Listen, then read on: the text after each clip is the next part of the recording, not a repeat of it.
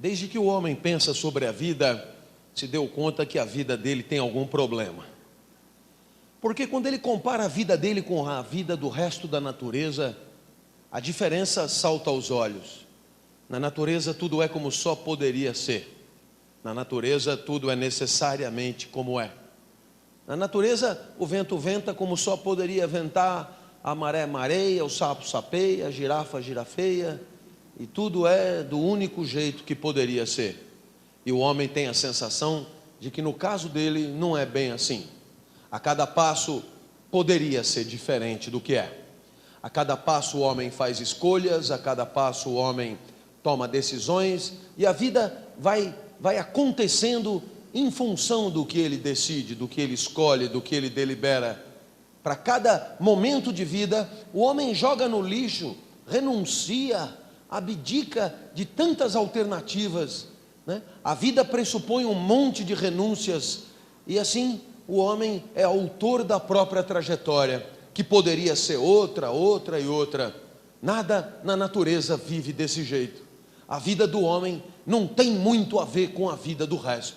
Imagina como seria esquisito uma pera grudada na pereira, se ela decidisse não cair.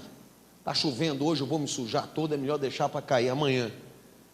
Aí a pereira, que é mais esquizofrênica ainda, diz: melhor cair hoje, amanhã você vai se esborrachar. Não, não quero cair, eles vão acabar me comendo, deixa eu ficar aqui. E essa é a história da pera que apodreceu na pereira. Você ouve e diz: história ridícula, coisa de filósofo, pera cai quando tem que cair.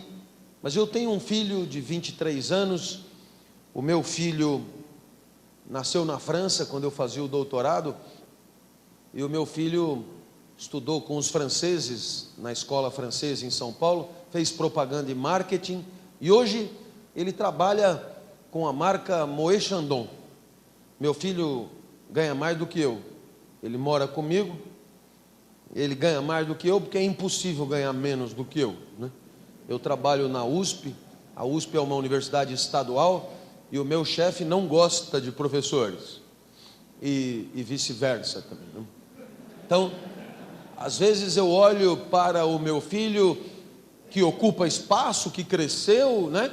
E eu me pergunto: será que ele não vai sair daqui algum dia, não, né? Pagar suas contas, fazer carreira solo? E toda vez que o meu filho vem falar comigo sobre a vida, ele me diz o contrário do que eu acho que finalmente ele vai dizer. Como eu sou feliz de morar aqui com você, né? Meu filho é uma pera que apodrecerá na pereira, claramente. As veleidades eróticas que fizeram com que eu saísse de casa mais cedo do que ele as tem em casa, né? Outro dia eu acordei cedo de manhã, domingo, para tomar água, e fui até a cozinha, e tinha uma pessoa que eu não conhecia. Era uma jovem de camiseta, né? Só de camiseta, e ela fritava ovos, né? E eu não queria que ela me visse. Fechei a porta, fui para o quarto, abracei minha esposa e disse: tem alguém aí que eu não conheço. Ela acordou sobressaltada: como assim tem alguém que você não conhece? Eu falei: é uma jovem interessante, de bunda de fora, fritando ovos. A minha esposa pensou em tudo que eu falei e disse: você sonhou. Eu já sei do que você precisa. Quando eu acordar, eu resolvo o seu problema. Por enquanto, me deixa dormir. Eu não tinha sonhado. Meio-dia, meu filho acordou e me apresentou a Fifi, ou é Kiki, sei lá. Eu falei: eu já conheço, ela gosta de ovos na madrugada, né? Meu filho não sai de lá tão cedo. É possível que eu saia antes dele. É gozado porque essa preocupação com a vida humana como sendo alguma coisa completamente diferente do resto, eu poderia citar milhões de pensamentos legais, mas eu vou destacar um, que é o de Rousseau. Rousseau é um pensador que eu recomendo. Se você tem desconfiança da filosofia, sua desconfiança é legítima, né? Você tem toda a razão. Filósofo é chato mesmo, escreve para ninguém entender, mas alguns não são, e Rousseau é um exemplo, né?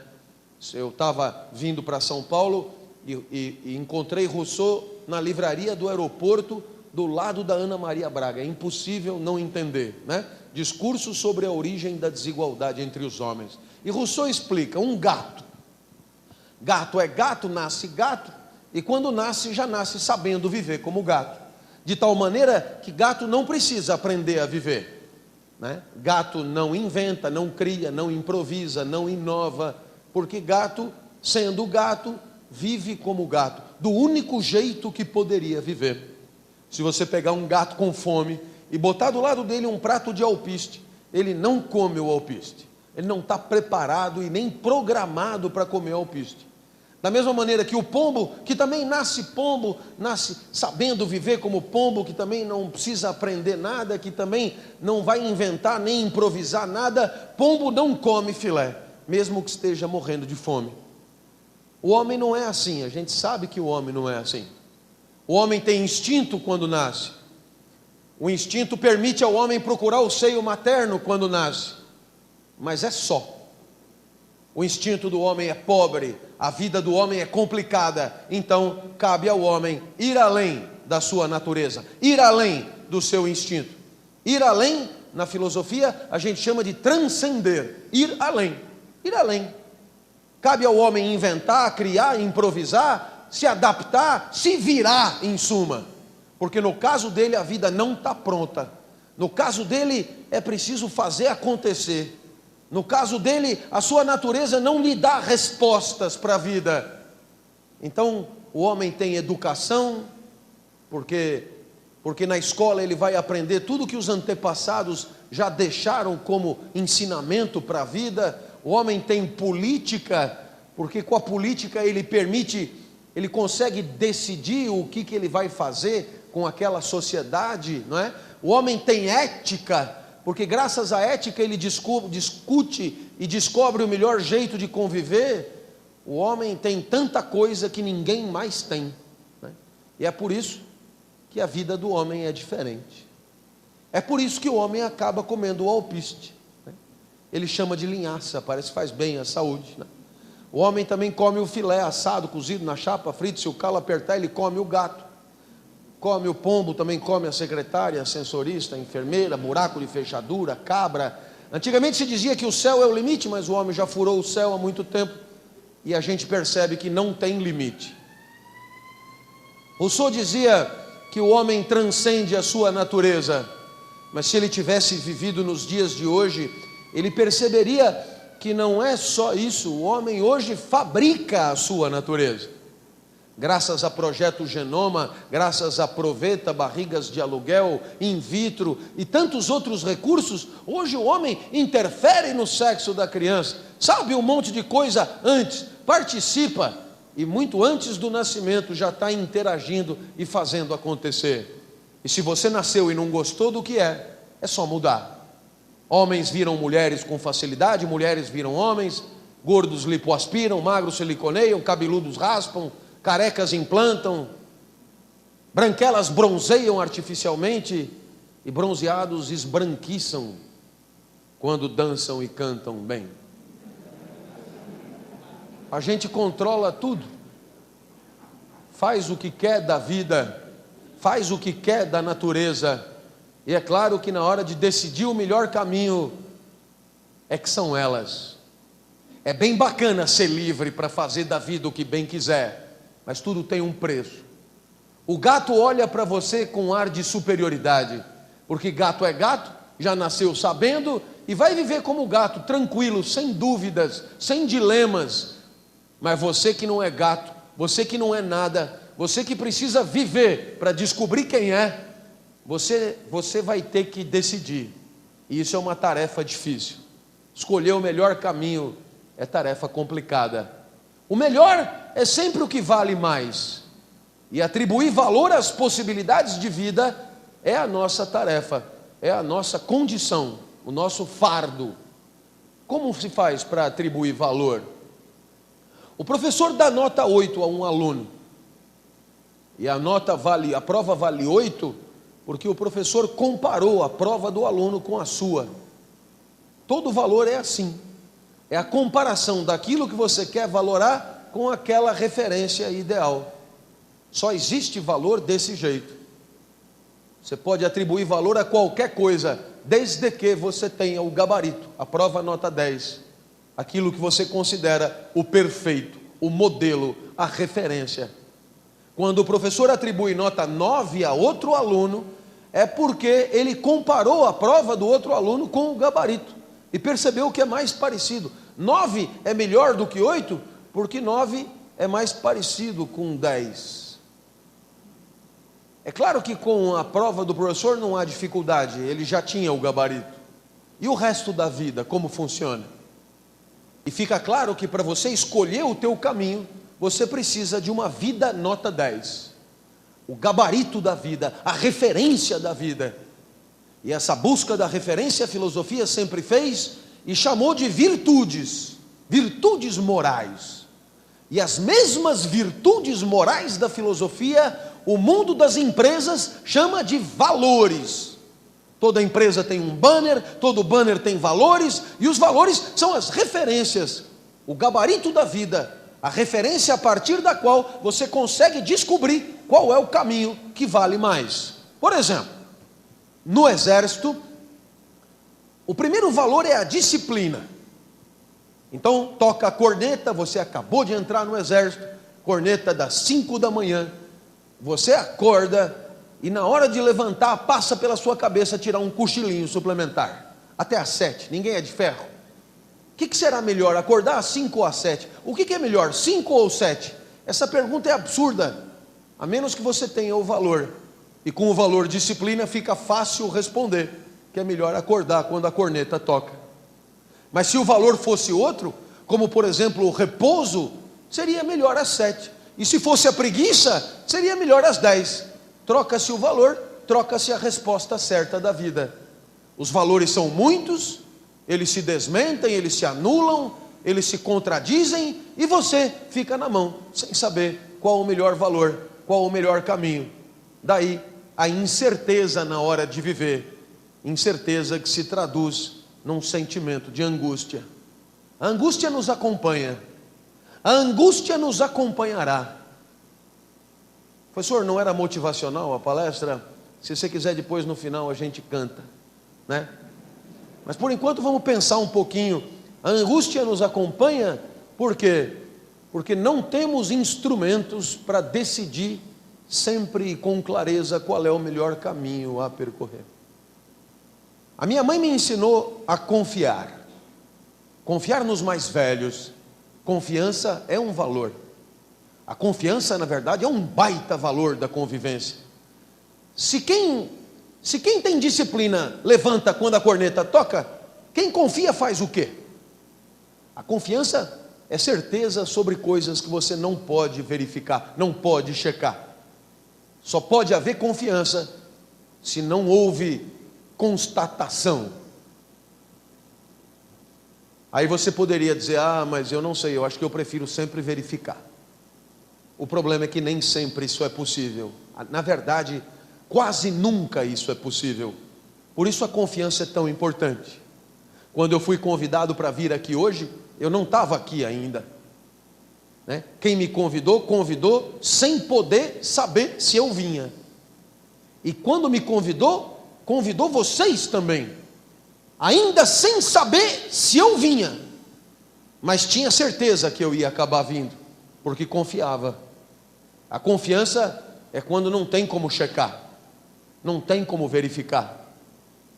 Você vai no consultório médico e está lá, faculdade de medicina, na parede. Você não fez vestibular com o cara, você não fez a faculdade com o cara, você não fez prova, você não fez residência, você nem conhece o cara, mas você confia que aquele diploma queira dizer competência terapêutica que vai te ajudar. Você vai no banco, você entrega o seu dinheiro, e aquele dinheiro que você entrega, você não vai ver mais. O que você recebe é um extrato, e você confia que extrato igual dinheiro. A confiança é tão importante, que se todo mundo desconfiar ao mesmo tempo, o banco quebra. Quebra tudo. Hoje eu peguei o avião para vir para cá. Aliás, 2 aviões. Uma espécie de charuto voador. Quanta confiança. Afinal, eu não verifiquei as máquinas. Eu também não fiz curso de pilotagem com o comandante. Eu só confiei. Não tem outro caminho. A confiança é um grande valor. Sem confiança, não há convivência possível. Mas a minha mãe também me ensinou a desconfiar. Desconfiar é não ter certeza sobre coisas que você não pode verificar. Você diz, pelo que o senhor falou, eu prefiro confiar. Não se precipite, a desconfiança te ajuda muito também. Quantos chifres você teria evitado se tivesse desconfiado mais? Quantos amigos canalhas, quanta gente entristecedora, quanta gente incompetente, que você teria driblado se tivesse desconfiado mais. A confiança ajuda a viver, a desconfiança ajuda a viver também. São dois grandes valores. E aí você dirá, sim, mas são valores opostos, claro. E com qual eu fico? Sei lá. Por que eu te diria? Para te tirar o único verdadeiro patrimônio que você tem, que é a liberdade de escolher teus valores e teus caminhos? De jeito nenhum. Na sociedade já tem um monte de gente para te tiranizar. Faça isso e seja feliz. Sacerdotes, cartomantes, profetas, né? Astrônomos, astrólogos, picaretas de todos os naipes, que te prometem certezas e garantias sobre vida boa. A filosofia não tem por que participar disso. A filosofia só diz para você que os valores são complexos e que a escolha é tua. É por isso que você se angustiará sempre. Eu estava dando essa aula na faculdade e uma moça levantou o braço. É raro isso acontecer, porque na faculdade eu dou aula para auditórios assim. A moça levantou o braço e disse, professor, obrigado pelo conceito de angústia. Angústia faz parte da minha vida. Quase tudo que eu aprendo na escola não tem nada a ver com a minha vida, mas angústia eu sei o que é. Achei estranho uma moça apetecível, capital estético alto, que entrou ali. Na minha universidade, entrar em jornalismo, por exemplo, é 100 candidatos por vaga, e os 20 que saem, já saem empregados. Então ela tinha tudo para ter uma visão mais ingênua da vida, mas ela dizia, angústia eu sei o que é. Eu falei, dá para dar um exemplo? Ela falou, professor, eu tenho um namorado que estuda engenharia aqui na frente, ele faz mecatrônica, o senhor pode imaginar o tipinho, mas eu gosto dele. Mas no ano passado, em finados, tem semana do saco cheio, a gente não tem aula, e a gente faz o JUCA, Jogos Universitários de Comunicação, lá em Avaré. Aí eu falei, vem comigo, vamos brincar, vamos divertir, vamos descansar. Mas como todo mecatrônico, ele não pôde, estava fazendo um robô, estava terminando o robô, não podia ir. Eu fui sozinha. Quando eu cheguei, eu percebi que o esporte era um pretexto muito sem vergonha daquele encontro. O que as pessoas estavam fazendo? Sacanagem, professor. O que é sacanagem, moça? É sexo, professor. No íntimo lamentei muito nunca ter sido chamado para esse tal de JUCA. Deve ser um espetáculo de festa. O que sobra para mim hoje é festa de formatura. Sucesso eu tenho feito com as avós dos formandos. Mas aí ela continuou. Logo que eu desci do ônibus, um rapaz de sunga, sem camiseta, musculatura saliente, muito diferente do meu mirrado mecatrônico, me propôs na lata uma cópula furtiva, uma bimbada mágica. Ele garantia desaparecer imediatamente após. Lavou tá novo, ele me assegurou. Foi aí que eu lembrei do senhor, professor. Eu não sei por que lembrar de mim, moça. O que eu tenho com isso? Não é o senhor que diz que viver não é fácil, que os valores são complexos, que a gente angustia? De quem que eu ia lembrar? Dar ou não dar, professor? A primeira alternativa que me passou pela cabeça foi dar. Mas aí eu vi que eu ia me arrepender muito. Eu gosto do mecatrônico, não valia a pena trocá-lo por uma bimbada mágica. Então só me sobrou não dar. Aí eu olhei o rapaz de sunga de novo e vi que se eu não desse eu ia me arrepender muito também. Essa moça entendeu o que é a angústia. É a aluna que todo professor de filosofia pediu a Deus. Aplicou maravilhosamente a sua vida. Porque dependendo do valor, a resposta é uma ou outra. O prazer é um grande valor.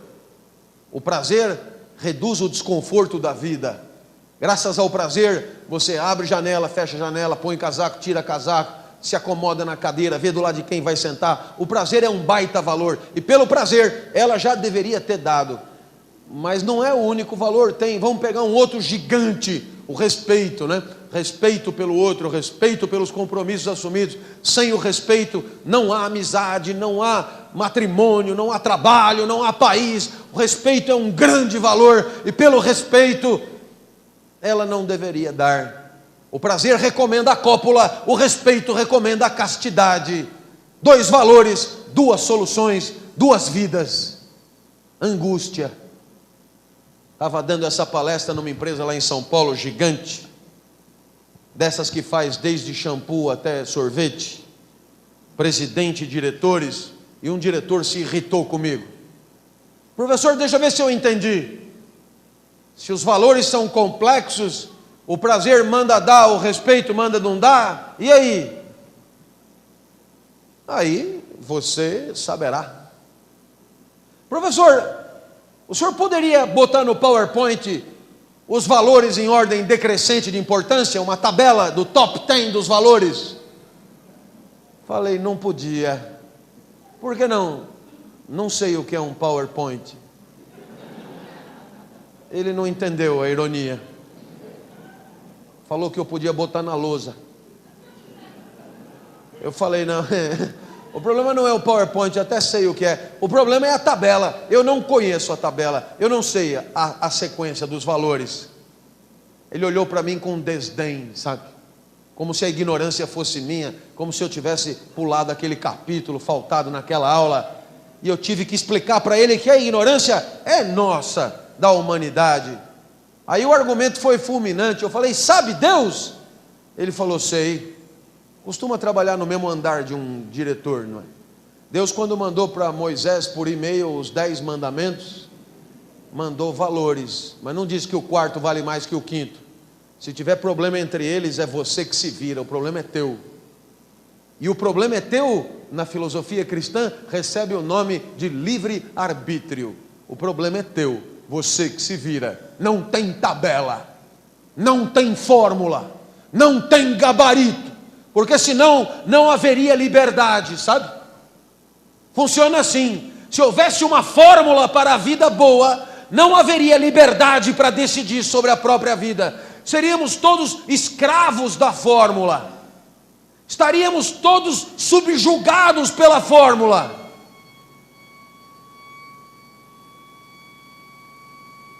A liberdade é a nossa condição.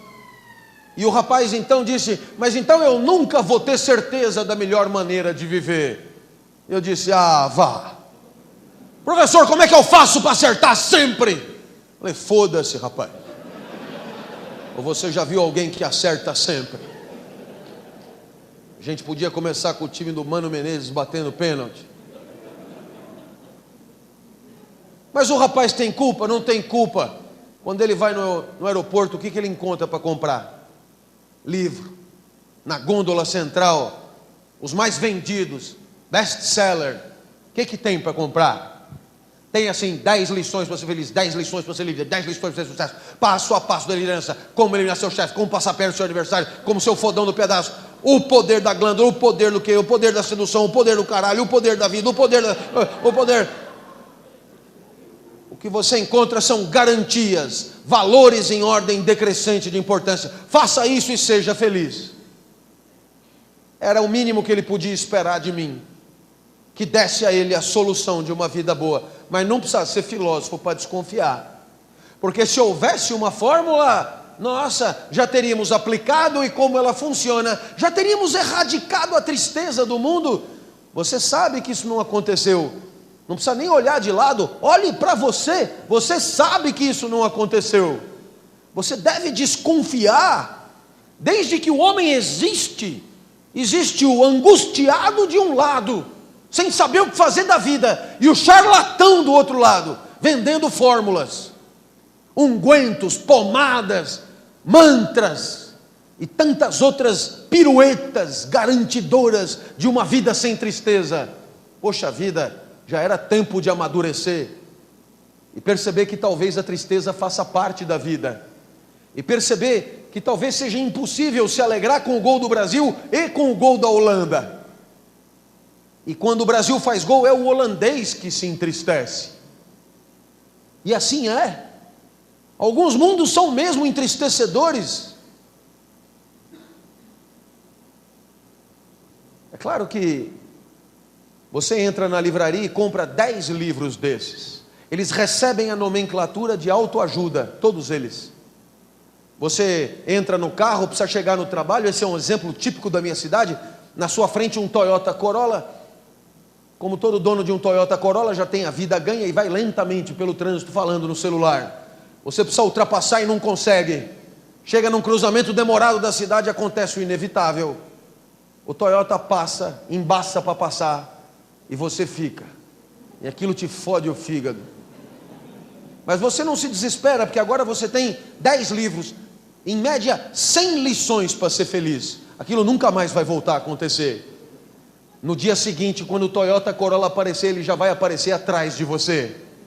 Aliás, com 100 lições para ser feliz, teu filho nunca vai tirar nota baixa na escola. Com 100 lições para ser feliz, nenhum ente querido vai morrer. Com 100 lições para ser feliz, teu chefe nunca mais vai te humilhar. Com 100 lições para ser feliz, o teu time vai ser campeão todo ano. Com 100 lições para ser feliz, quanto mais você comer, mais você vai emagrecer. Com 100 lições para ser feliz, vem até uma pulseira de brinde, pulseira do equilíbrio, tecnologia da NASA, pode confiar. Para que tanta frescura? É só botar a pulseira e o equilíbrio vem. Nada de meditação, só que coloca sempre do lado contrário do relógio, para que finalmente você fique equilibrado. Mas o que botar no lugar de tanta coisa? A certeza de que antes de mais nada, para a vida ter alguma graça, é preciso que você tenha boas sensações. E na verdade, o homem sempre resumiu os bons sentimentos por detrás de uma palavra que ele chama de amor. É muito fácil concordar comigo. A vida tem mais colorido quando a gente ama. A vida parece mais preto e branco quando a gente não ama. O amor parece fazer parte e ser condição de uma vida boa. Mas então, se o amor é assim, que sentimento é esse que faz a vida ser tão melhor? Sabe, a primeira coisa que é importante destacar é que o amor é um sentimento mesmo. Não é, portanto, uma questão moral, porque moral é pensamento, moral é decisão com a cabeça. Amor é o que você sente, como dor de dente, vontade de fazer xixi, etc. Amor é sentimento, quer dizer, o amor não é objeto de imperativo, de regra, de norma, de mandamento, nada disso. O amor ou é ou não é. E a moral é uma imitação de amor. A moral é toda vez que você procura imitar o comportamento de quem ama. Se uma mãe está amamentando seu filho, você chega e diz: parabéns por cumprir o seu dever moral de mãe. E a mulher dirá: não seja estúpido, eu não amamento por dever moral nenhum, eu amamento por amor. Mas se não amasse, a moral estaria ali para imitar o comportamento de quem ama, com o dever de amamentar. O amor é assim, a grande referência. O amor é um sentimento nobre. E é claro que você continua perguntando: que sentimento é esse? São muitas as concepções, mas eu vou destacar 3, você nunca mais vai esquecer. São 3 grandes mestres espirituais, 3 pessoas que dispensam apresentação: Platão, Aristóteles e Cristo. Platão, pai fundador da nossa maneira de pensar. Aristóteles, pai fundador da ciência. E Cristo, pai fundador da nossa civilização. Isso enquanto mestre espiritual. Deus para muita gente. Mas por enquanto, basta. Cristo, nosso mestre. Então, quais são esses 3 amores? Comecemos com o de Platão. Platão nunca usou a palavra amor, porque não falava português. Aliás, 4 séculos antes de Cristo, o português nem existia. Platão falava grego, e em grego, amor de Platão era eros. Eros. E o que é eros? E a resposta vem na boca de Sócrates, num diálogo intitulado O Banquete, o mais lido dos diálogos de Platão. Amar é desejar. Amor é desejo. Amamos o que desejamos. Amamos enquanto desejamos. Amamos na intensidade que desejamos. Amamos tudo aquilo que desejamos. A má notícia é que quando o desejo acaba, é porque o amor acabou também. Amor é desejo. E você me pergunta, e o desejo é o quê? E a resposta vem na sequência. Definição que atravessa os séculos. É a mesma definição da psicanálise freudiana do século XX. O desejo é a falta. Desejamos o que nos faz falta. Desejamos o que não temos, desejamos o que não somos, desejamos o que não conseguimos, desejamos o que não temos. É isso. Amor é desejo e desejo é pelo que falta. Você olha e diz, mas sua definição desgraçada. É. Essa definição é horrível. É. Porque ou você ama, deseja e não tem, ou você tem. Mas aí, nem ama e nem deseja mais. É. Minha filha Natália é minha adoração. Agora tem 9 anos. Vê que eu tenho filho de todas as idades. Minha filha Natália me pediu um brinquedo chamado DS. Natal. E eu comprei o DS. Durante muito tempo ela desejou e amou o DS. Porque não tinha. Quando ela ganhou o DS, a falta se fez presença. O desejo desapareceu. E como o amor é desejo, o amor pelo DS acabou. E o DS jaz num baú de desejos mortos pela presença, num baú de amores pretéritos, massacrados pelo consumo. Amor que não resistiu à presença. Esse é o DS. Hoje, Natália ama o DSi, porque o I ela não tem. E se for depender do meu salário da USP, o amor de Natália pelo DSi permanecerá intacto. Continuará amando o DSi muito tempo. Ah, mas o DS da Natália é o Audi da concessionária, que só é amável na concessionária. Ah, o DS da Natália é tanta coisa, é o emprego do desempregado, porque o amor pelo trabalho é cristalino no desemprego. No desemprego você faz fila, faz ficha, você preenche requisitos, faz curso.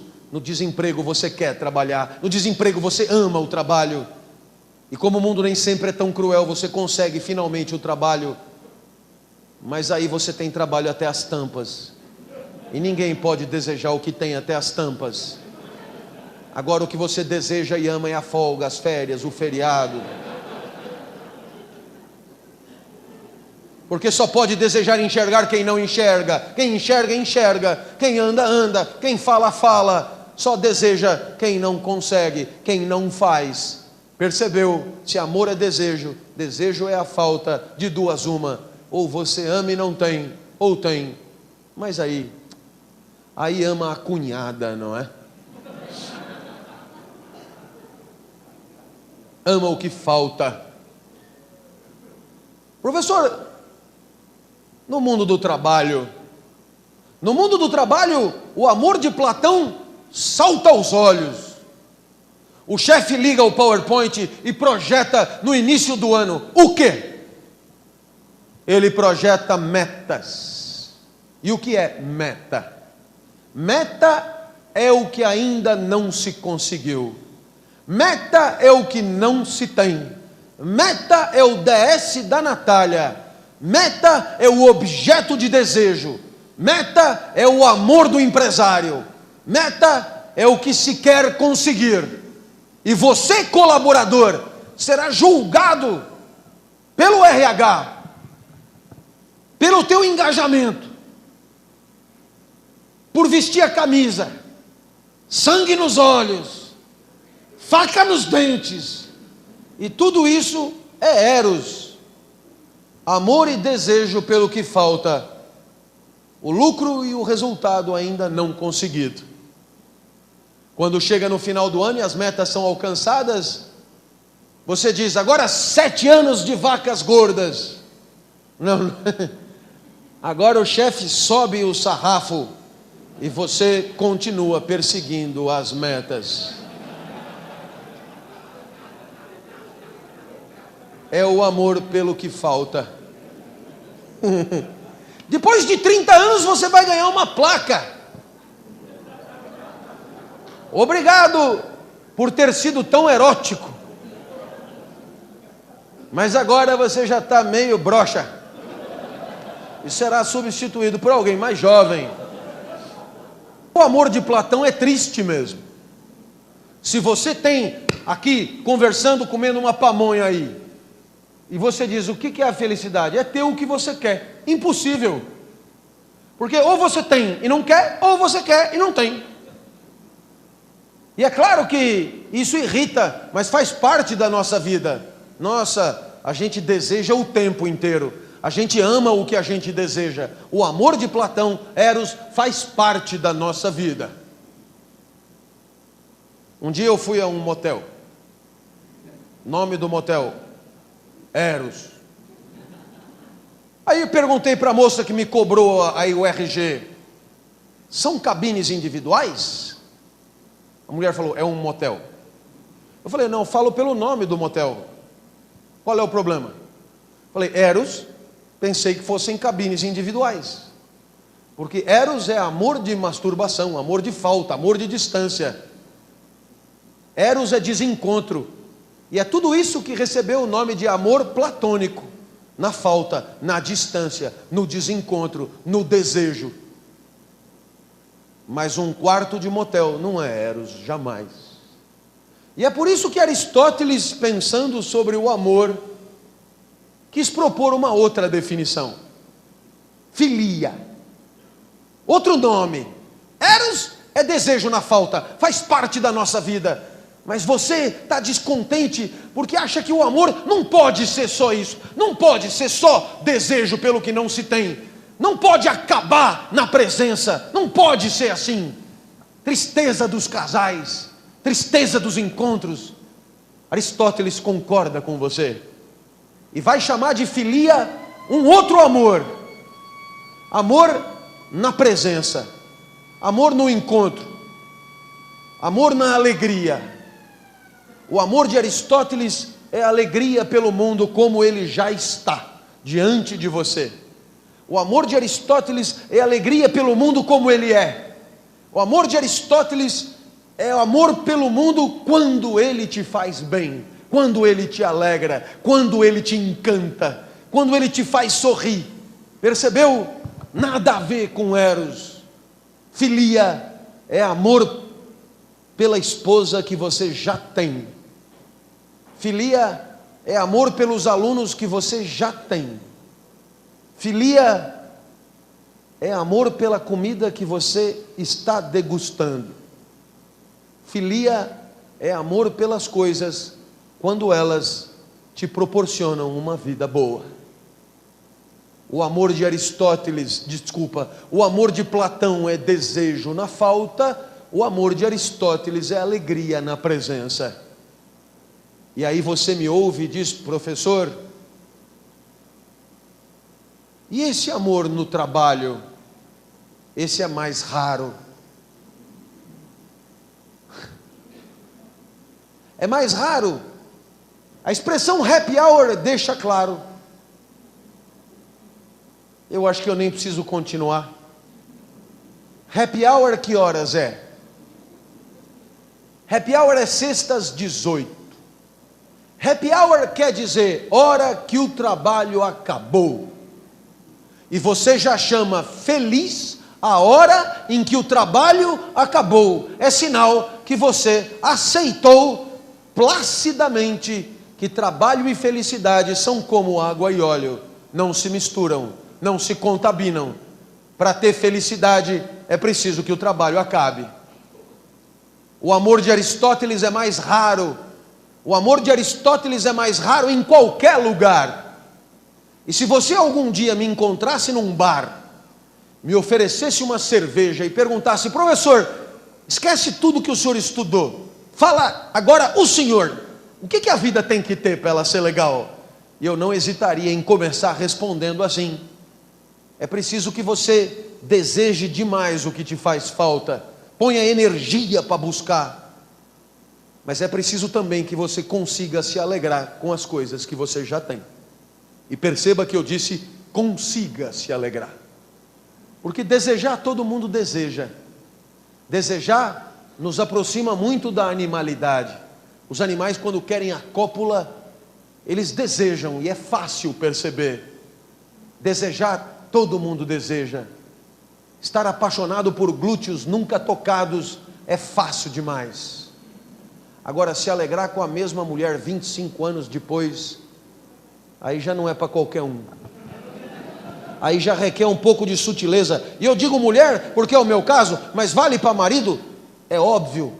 Se alegrar com a mesma pessoa 25 anos depois, se alegrar com a presença repetida, se alegrar com as coisas que temos há muito tempo, se alegrar com as coisas que são nossas, isso já requer elevação espiritual, sutileza. Já não é para qualquer um. Quase todos ficamos no amor de Platão, desejando o que falta, e quando conseguimos, já não interessa mais. Queremos sempre o novo, o diferente, o inédito, porque a alegria com o que temos já é sofisticação. E você me perguntaria, mas com qual amor eu fico? Fique com os dois. Ame na falta e ame na presença. Ame desejo e ame alegria. No ano passado, no mês de outubro, eu dei muitas palestras. Fiquei muito tempo fora de casa. Aí quando eu voltei, eu não tinha nem chave para entrar. Eu toquei a campainha, minha esposa abriu a porta com um sorriso e eu decidi fazer um galanteio para compensar tanta ausência. E eu disse: esse tempo que eu fiquei fora me permitiu perceber que amo você demais à moda de Platão, eroticamente, na falta, porque você me faz falta e eu te desejo quando você não está. Mas agora que você abriu a porta, agora que a falta se fez presença, eu me dou conta que amo muito você também à moda de Aristóteles, porque teu sorriso me alegra, teu abraço me acalenta, tua presença me encanta, teu contato me enternece.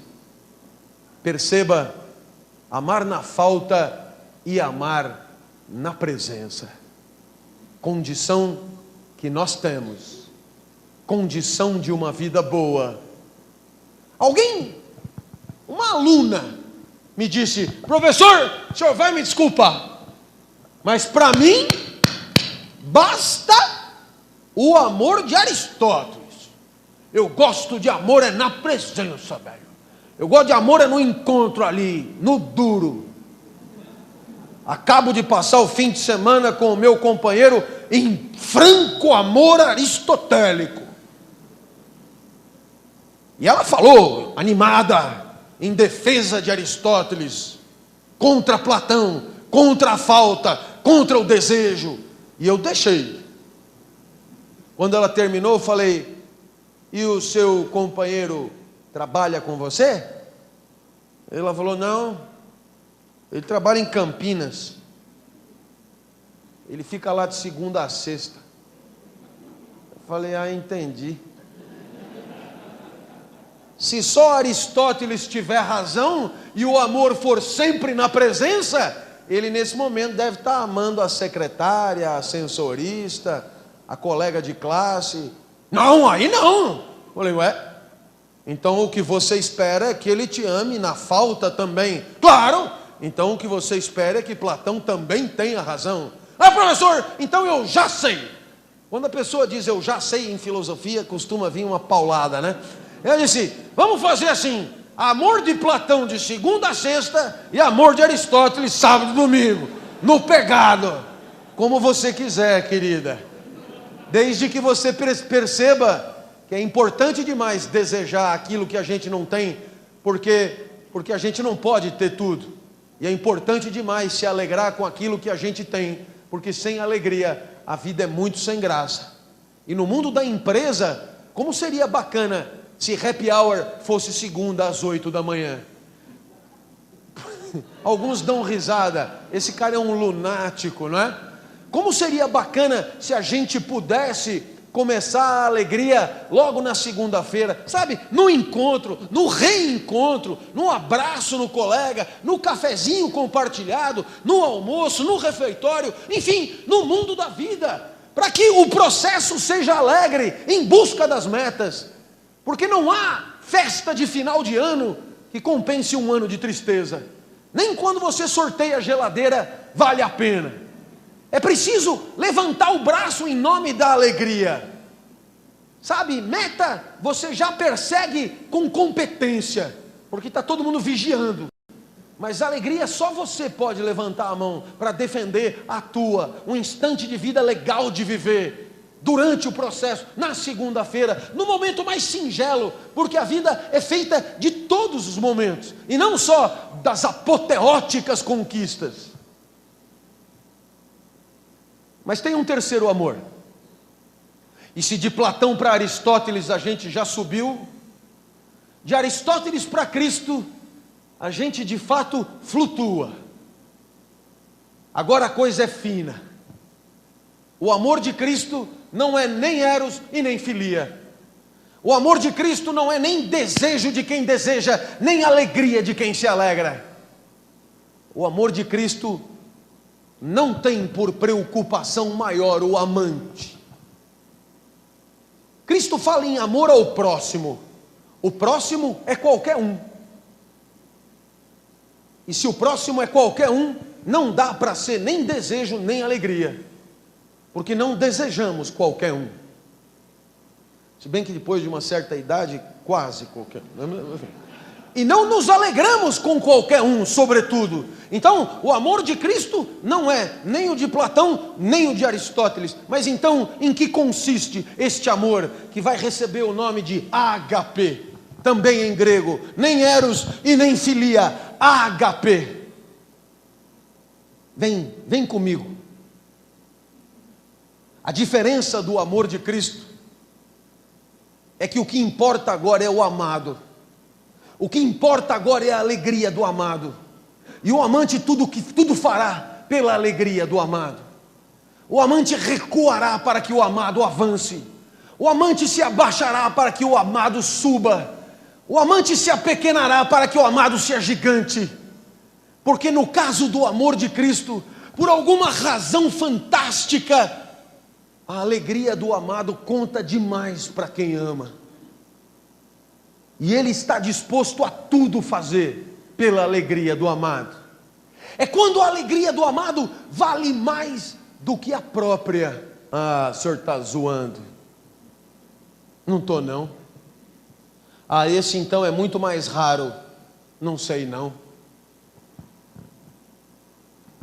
Quando a minha filha fez 4 anos, essa mais novinha, ela diagnosticou uma enfermidade muito rara, chamada síndrome de Kawasaki. A síndrome de Kawasaki é uma doença quase que só oriental, quase que só masculina e quase que entre crianças de 4 a 6 anos. Portanto, alguma coisa que não dá nem comunidade no Orkut, uma coisa estranha. Muito parecida com a AIDS, mas com 2 diferenças. A primeira, se o vírus desincuba, mata, portanto mais grave do que a AIDS.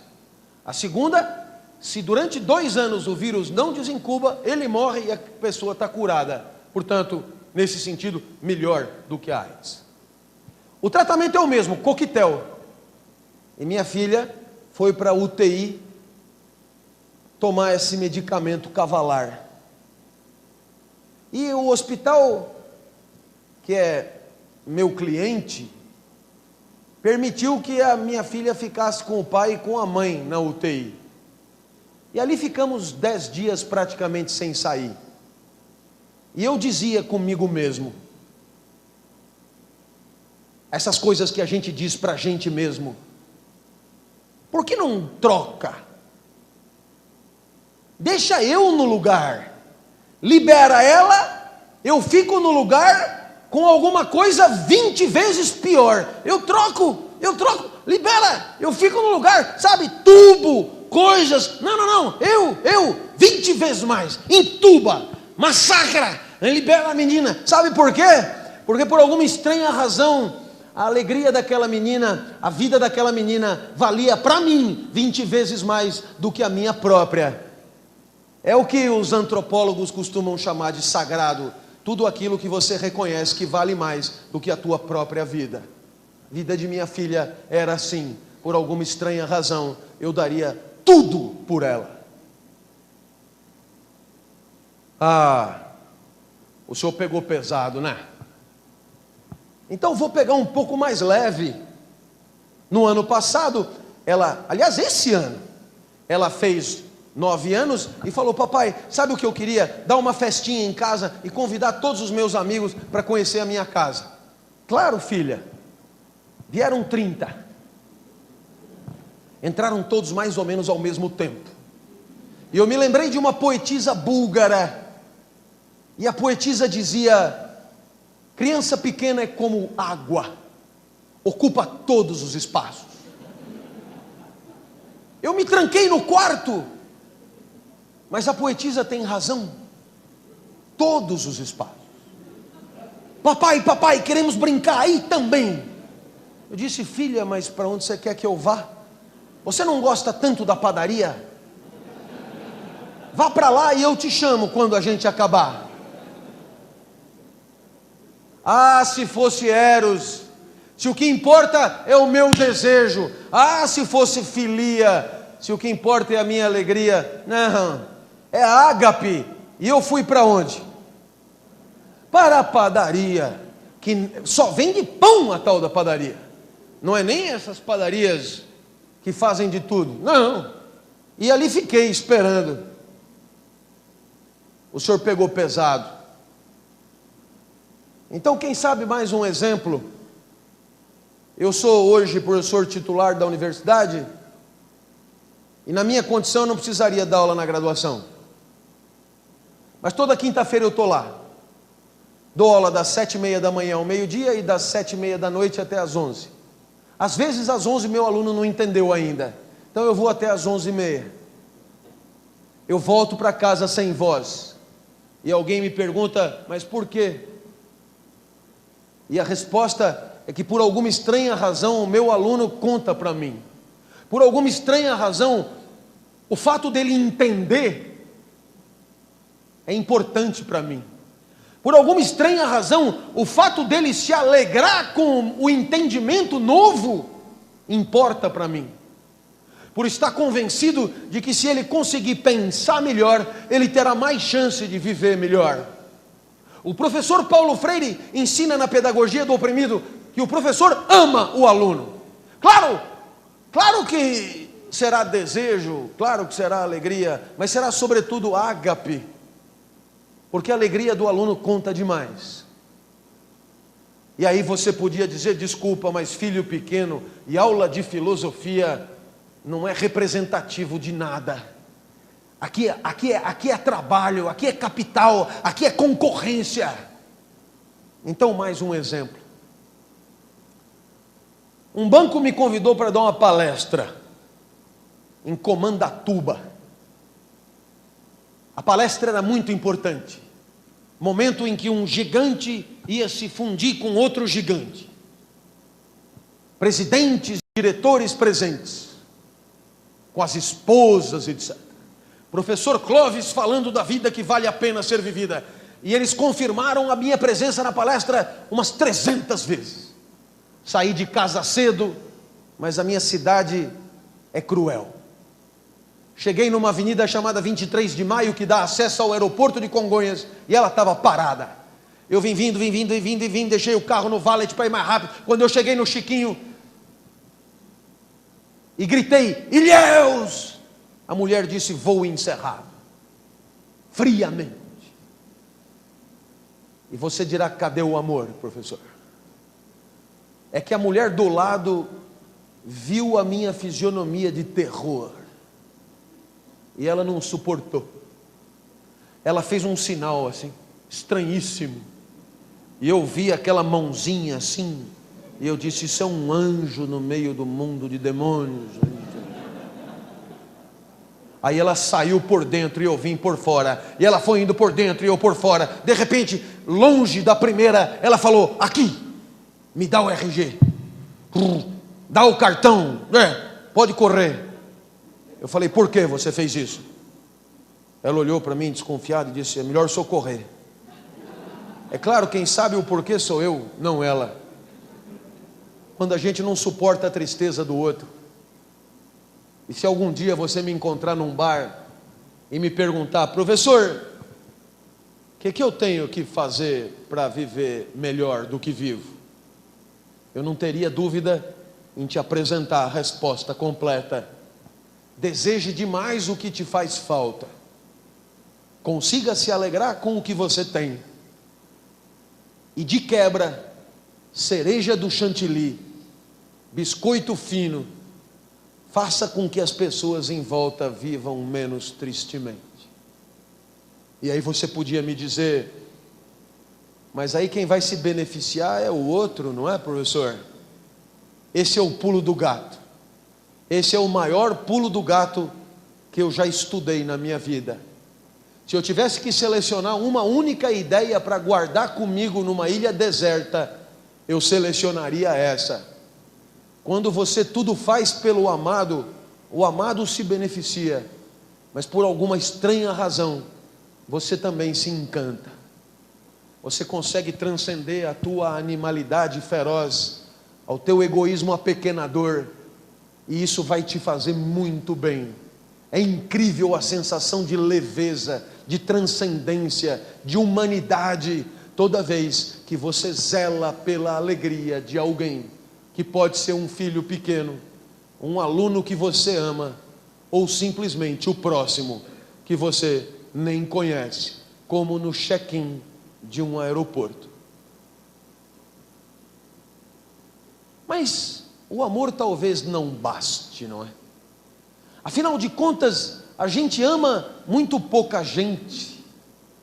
Quando a gente é fiel aos nossos valores, a gente deixa claro quem a gente é, e aí facilita. Quem gosta se aproxima, quem não gosta se afasta, com transparência, facilmente, sem enganos, sem frustração. No primeiro dia de aula, eu sempre digo aos meus alunos: vem para me conhecer. Primeira aula é obrigatória, depois volta se quiser. A maioria volta, quase todo mundo volta, e ainda traz a mãe. Professor, eu cheguei em casa e contei para minha mãe a aula, ela não acreditou. Dá para ela assistir? Oh, que lindo. A universidade pública aberta ao público. Durante muitos anos, o homem tentava descobrir o certo e o errado em forças ocultas, em raios e trovões, em sessões de magia, em coisas obscuras. Isso durante séculos foi assim, até a modernidade, quando o homem finalmente trouxe para si a responsabilidade de deliberar sobre o certo e sobre o errado. Até aqui vou eu, e dali para cá vai você. A gente decide, no calor da vida e da convivência, o melhor jeito de conviver. No final do ano passado, uma senhora me ligou de uma empresa de papel, disse que os americanos da sede tinham feito um código de ética, o código não tinha colado, se não dava para eu fazer um. Falei: não dá. Não dá. Por que não dá? Porque não vai colar também. Ah, mas o senhor não é americano? Não é esse o problema, senhora. Imagina que a senhora tenha arrumado um namorado novo. Ela gostou do exemplo. Indivíduo bem posto, bem formado, perfumado, passagem pela Europa, fala várias línguas. Puxa a cadeira, puxa a porta do carro, fecha a porta do carro, puxa a cadeira no restaurante, fala de vinho, fala de jazz. Ela falou: aonde tem isso? Eu falei: não sei, estou inventando, quando eu conhecer eu apresento para a senhora. Levou a senhora para jantar uma vez, 2 vezes, 3 vezes. A senhora sente falta dele quando ele não liga. E na 5ª vez, O homem demonstrou interesse numa aproximação física. Ah, não rolou ainda? Não, é agora, é agora. Mesmo ritual, levou a senhora para sair, puxou porta, puxou cadeira, fez coisa, levou para o apartamento, serviu mais aperitivo, a senhora já estava para lá do ponto, e finalmente o homem chegou. Para sua surpresa, uma pegada meio violenta. Já vieram 2 tapas que a senhora nem lembra onde bateram, sem falar do cotovelo na boca. Pergunto para a senhora, tudo bem? Um tapinha para dar uma animada? O senhor é doido? Por que eu sou doido? De jeito nenhum. Falei, então tem regra para dar uma bimbadinha com a senhora? Claro que tem, não é de qualquer jeito não. Então faz o seguinte, quando o homem chegar de novo, breca, liga para mim, sou seu professor de ética de confiança, e eu mando um código dessa bimbada, não é? Considerações preliminares, manipulação glúteo-mamilar, posições autorizadas, posições proibidas, palavras românticas, como tirar o negócio sem sujar. Dá umas 2 páginas. A senhora lê e transa. A mulher falou, o senhor é doido. Por que sou doido? Porque se somos nós que vamos transar, somos nós que temos que saber como é que vai ser a transa. Nossa, eu vou até repetir, sabe? Se somos nós que vamos transar, somos nós que temos que saber como é que vai ser a transa. Nem Netuno, nem Júpiter, nem Santo Ambrósio, nem Harvard, nem a USP, é quem vive e convive que decide sobre a convivência, soberanamente. Ela pegou e falou, então sou eu que tenho que escrever o código? A senhora não, todo mundo que for transar aí. Como seria bom se fosse assim? Como seria bom se todo mundo tivesse disposto a levantar o braço e defender os valores que gostaria que fossem respeitados naquele lugar? Como seria bom se as decisões fossem tomadas por todo mundo? Como seria bom se todo mundo tivesse condições de se manifestar e ser ouvido e argumentar? Mas não é assim. No fundo, tudo é decidido por 2 ou 3. No fundo, mesmo quando a gente tem chance de debater, a gente abre mão. O que vocês decidirem aí, para mim está bom. No fundo, dá trabalho. É melhor deixar do jeito que está. Mudar para quê? Ah, não tem jeito de mudar, as coisas são assim mesmo. Como na vida do gato, não é? Gato é gato, não tem como mudar.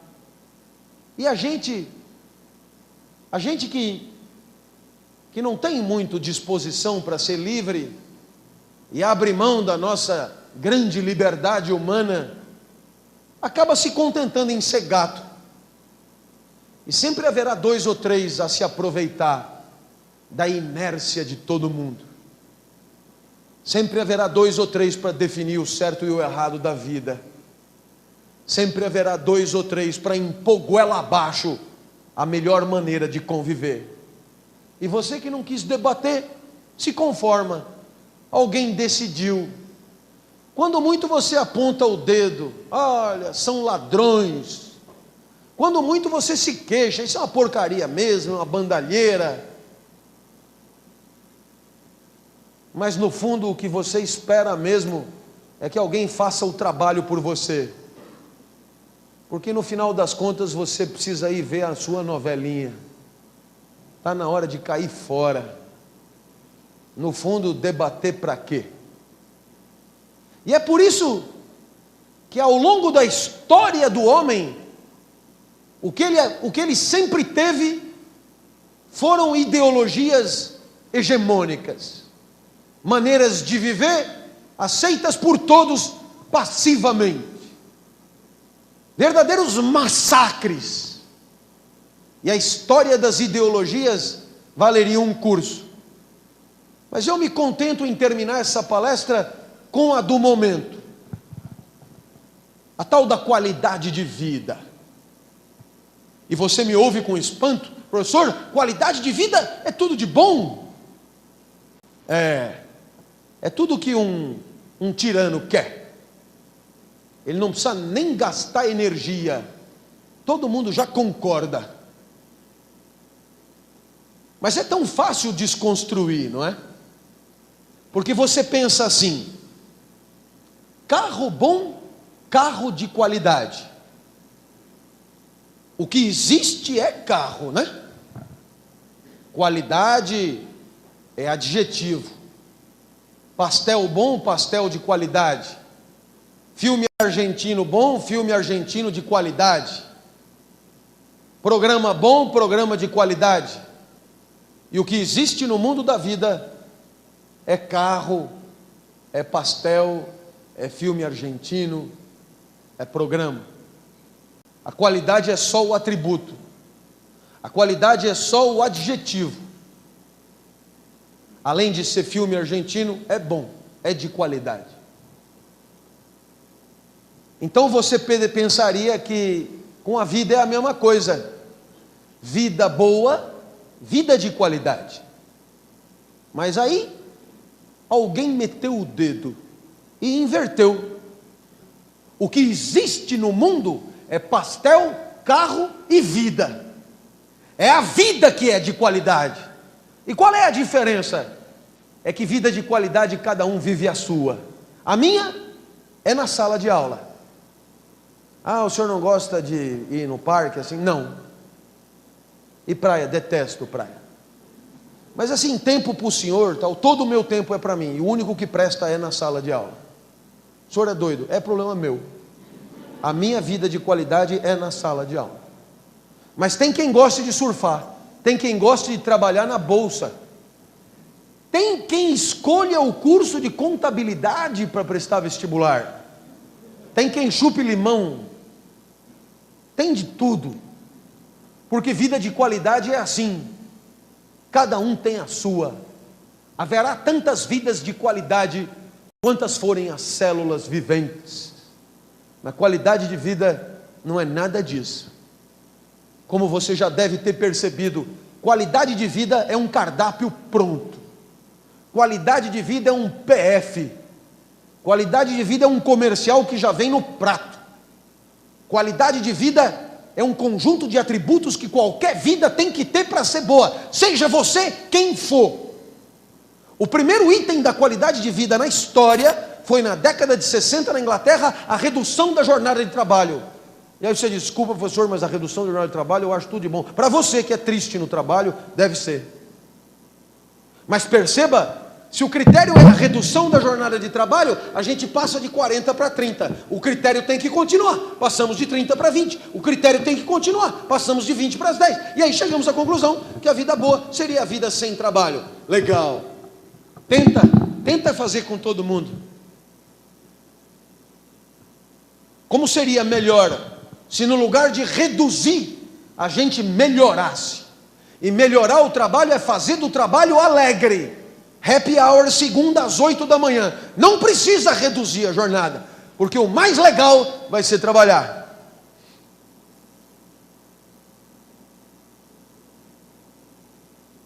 Um cara de Massachusetts, no Roda Viva, disse que a capital do Brasil com maior qualidade de vida é Curitiba. Aí o jornalista ficou curioso, e eu não estou entrando no mérito aqui de Curitiba, que é uma cidade muito legal, mas quais são os critérios? E um dos critérios me chamou a atenção. A quantidade de quilos de carne comidos em média no ano. Ah, não precisa ser filósofo para desconfiar, não é? Imagina, não sei se você já parou para pensar na complexidade dos teus problemas existenciais, nos teus traumas, nos teus complexos, no teu inconsciente, nos teus sonhos, nos teus pesadelos, nos teus medos, nas tuas fobias. Ora, basta dar uma maminha e a vida fica ótima. Hoje, qualidade de vida é viver no mato. Normal, o desejo é na falta, como quase todo mundo vive na cidade, o que todo mundo quer é o que não tem. E se você pegar um cara que de fato vive no mato, pode perguntar o que ele quer. Queria um final de semana em Goiânia, com aquelas mulheres todas.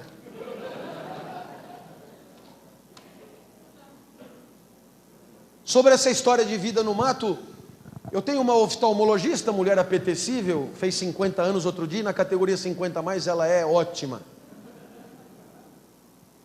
Eu vou muito ao oftalmologista.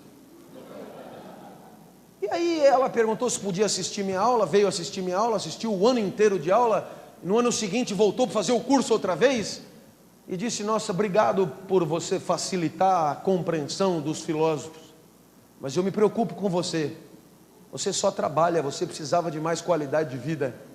Aí que eu percebi que ela não entendeu porra nenhuma do que eu ensinei. Mas como era ela, eu dei corda e falei, o que você sugere? Ela falou, o carnaval está chegando, eu pego você na sexta e devolvo na quarta. Falei, fechou. Antes que você entenda errado, ela já veio com o marido, por quem eu não tenho simpatia nenhuma, e trouxe a minha mulher, que também olha para ela com uma sábia desconfiança. Subimos num carro desses de gente bem sucedida, que fica longe do chão, e fomos embora. Ela falou, dorme que quando você acordar, teremos chegado no lugar da qualidade de vida. E foi aí que eu cheguei na Serra do Cipó, ao norte de BH. E fui acordado por um guia, que me vendo vestido de trabalho, disse, aqui tudo é rústico. Eu olhei para minha mulher, disse, nós morremos. É porque para mim o inferno é um pouco isso, um lugar rústico e quente, não é? A minha mulher, cala a boca. A minha mulher é ótima, ela me acompanha onde eu peço para ela vir, ela só faz uma exigência, diga só o trivial, diga só o imediatamente compreensível por qualquer um. Isso me obriga praticamente a ficar mudo. Aí nós fomos para uma posada rústica, e foi aí que eu entendi tudo. Podia ter dito antes, rústico quer dizer ruim em russo. Na hora de virar a torneira, o cano da torneira virava junto, tinha que segurar assim, sabe? A minha mulher, dá um jeito desse cano. Eu falei, não, qualidade de vida é lavar a mão assim, que nem pipoqueiro. Aí sentei na privadinha, ela prendia só de um lado, comecei a desequilibrar. Aí para me reequilibrar, eu empinei do outro lado e defequei em oblíquo. Até hoje eu defeco em oblíquo. Qualidade de vida é assim, é vida rústica, numa nádega só. Aí eu deitei numa cama rústica, e eu ia embalar para 10 horas de sono, entrecortadas de 2 em 2 horas de um pequeno chameguinho. A minha esposa é maranhense, e a gente chama chameguinho uma pequena atividade erótica sem pretensão de metas.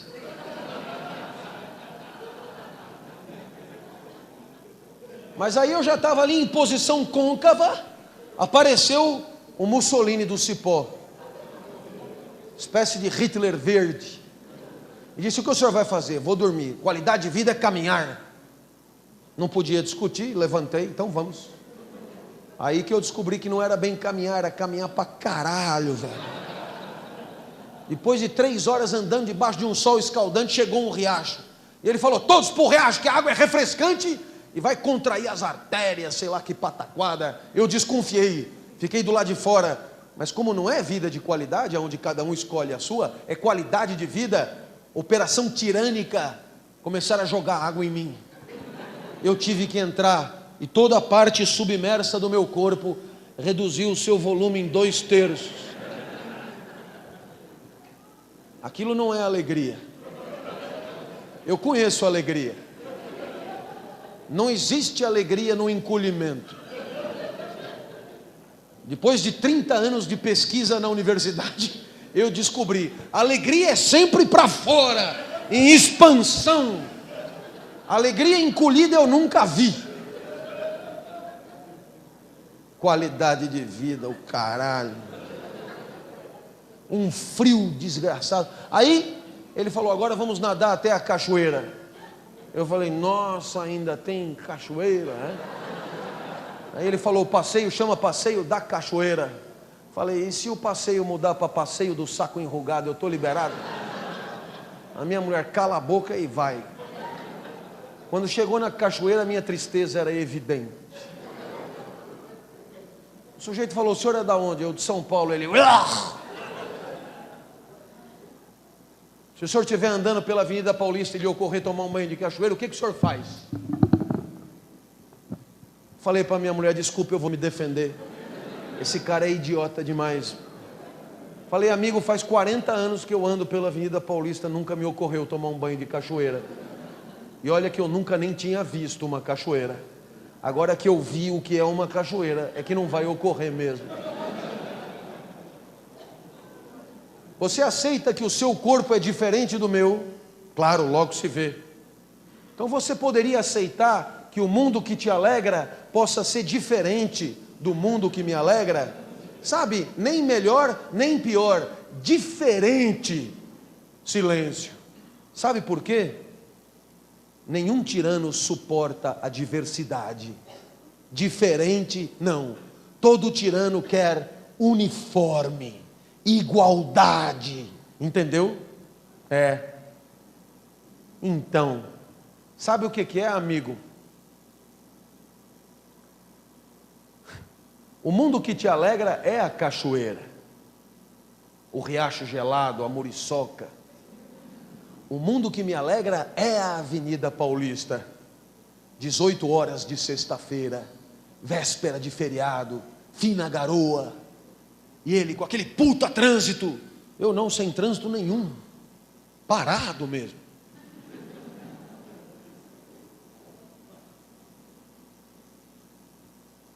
O que é alegria? É um filósofo bem bacana que define. Aprende a definição, você vai gostar e a gente vai embora. Alegria é a passagem para um estado mais perfeito do próprio ser. Passagem para um estado mais potente do próprio ser. Alegria. Não entendi. Então eu vou te dar um exemplo. Quando eu acordo de manhã às 5, a energia que eu tenho para viver é muito pequena. Tem gente que já acorda cantando. É irritante. Motivo de divórcio iminente. Eu não, eu sento na cama e a disposição que eu tenho para levantar é insuficiente para o suicídio. Eu sei porque já me passou pela cabeça várias vezes e eu desisti porque não tinha entusiasmo.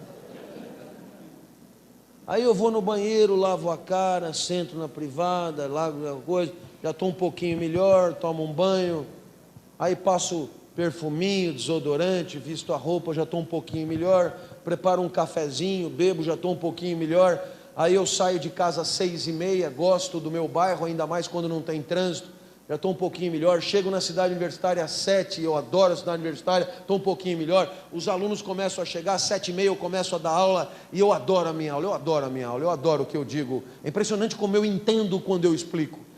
O fato é que às 10 horas da manhã eu estou em cima da mesa gritando, e você pergunta, o que aconteceu entre 5 e 10 da manhã?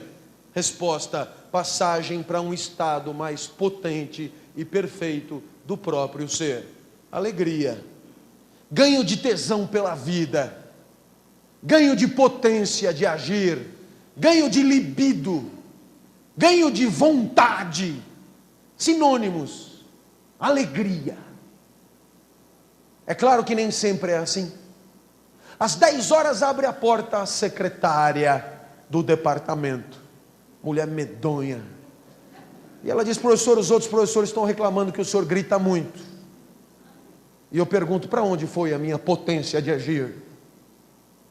Ela se apequenou. A isso denominamos tristeza. Passagem para um estado menos potente e menos perfeito de si mesmo.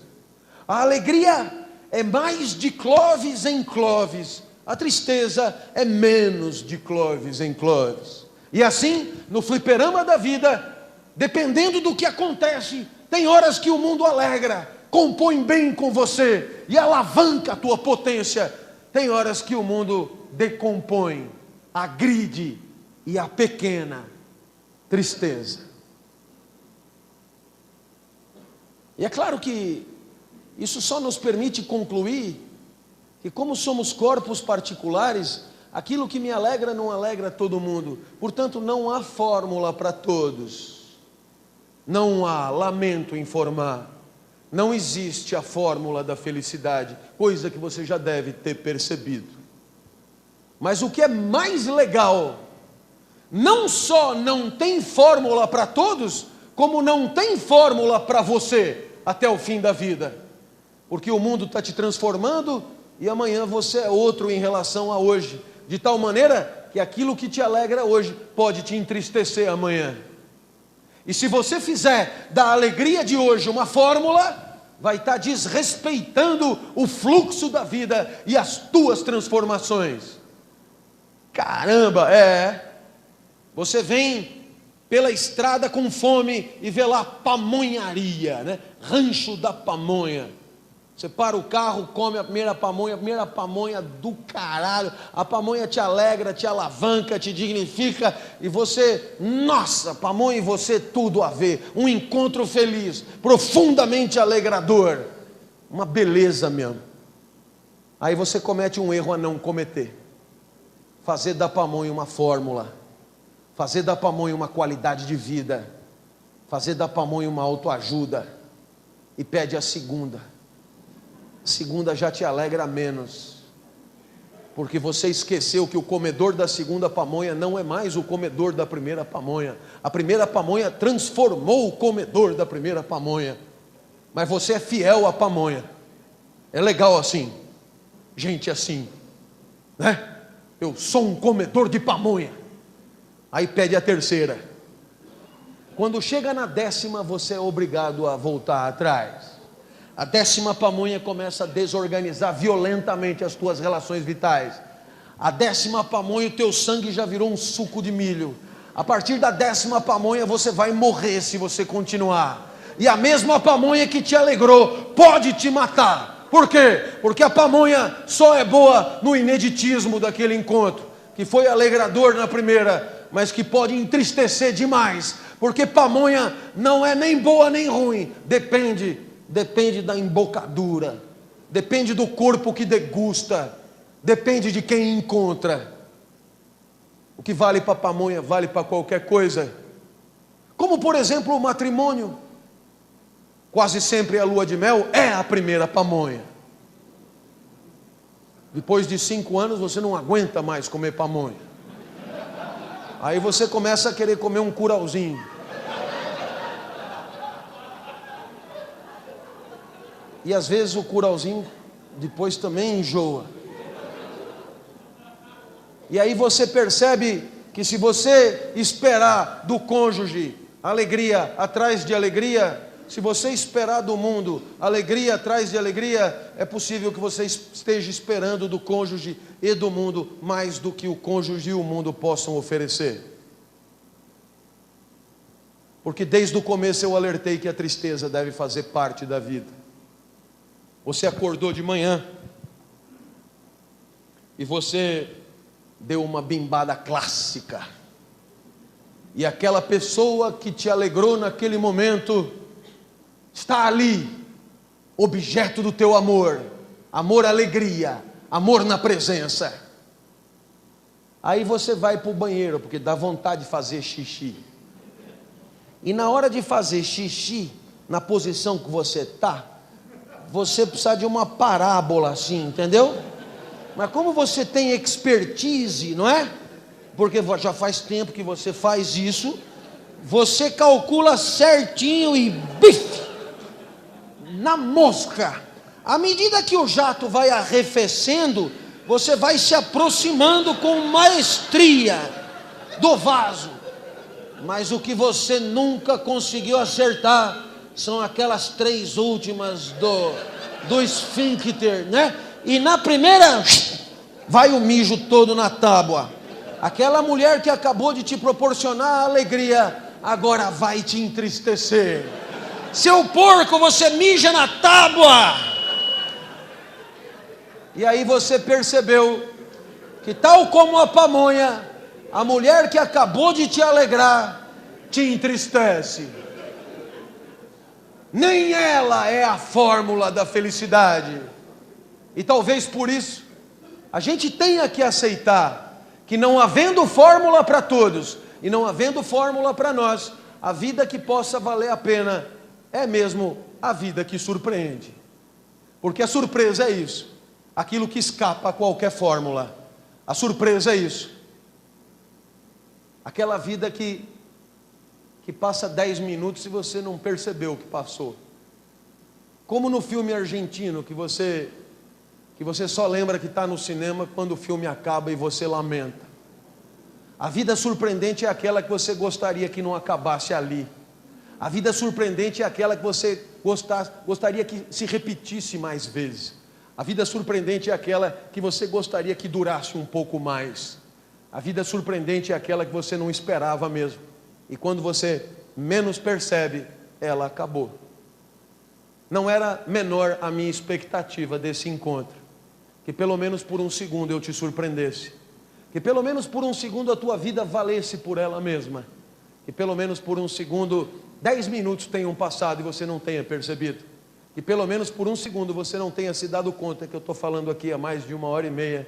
Que pelo menos por um segundo você tenha apenas rido gostosamente e desfrutado desse momento sem pensar em mais nada. Se isso aconteceu, valeu muito a pena ter vindo. Se isso aconteceu, obrigado pelo convite. No que me diz respeito, saio daqui muito melhor do que quando cheguei.